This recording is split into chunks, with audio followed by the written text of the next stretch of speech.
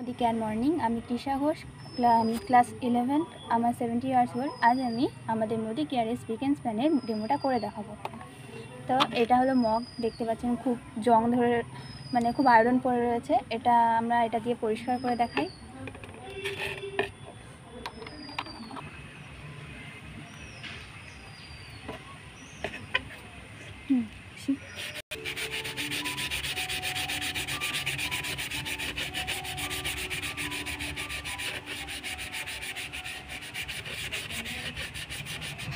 তো আপনারা দেখুন, এটা থেকে খুব ভালো রেজাল্ট পাওয়া গেছে। পুরোটাই প্রায় পরিষ্কার হয়ে গেল।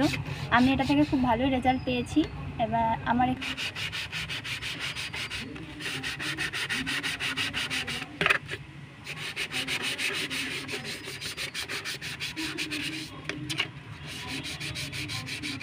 তো দেখুন এটা কত সুন্দর পরিষ্কার হয়ে গেছে, কত ভালো রেজাল্ট পেলাম আমি।